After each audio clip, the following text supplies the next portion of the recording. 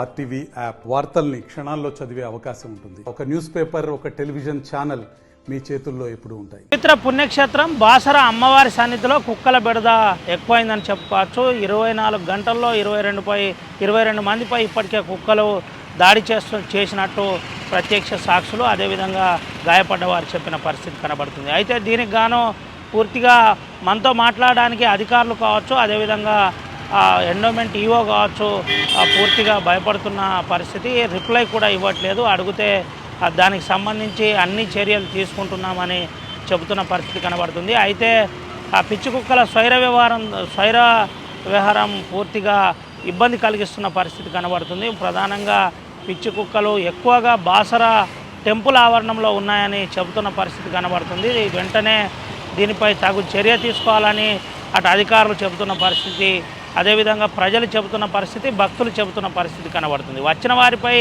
దాడి చేశాయి. దాడిలో కొంతమంది గాయపడ్డారు, ఇబ్బందికరంగా ఉందని చెబుతున్న పరిస్థితి. మేము భక్తి కోసం నేరుగా అమ్మవారి దర్శనానికి వచ్చిన మాపై కుక్కలు ఈ విధంగా చేయడం చాలా బాధాకరం.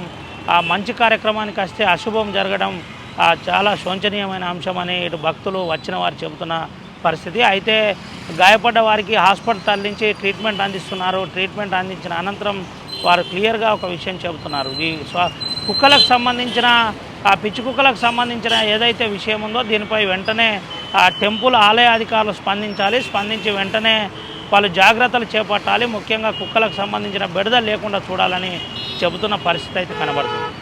కెమెరా పర్సన్ సుమంతో రవినాయక్, ఆర్టీవీ, ఆదిలాబాద్ నుండి. మరిన్ని వీడియోస్ కోసం ఛానల్ ని సబ్స్క్రైబ్ చేయండి. లేటెస్ట్ అప్డేట్స్ కోసం వాట్సాప్ ఛానల్ ని ఫాలో చేయండి. అండ్ లింక్ డిస్క్రిప్షన్ లో ఉంది.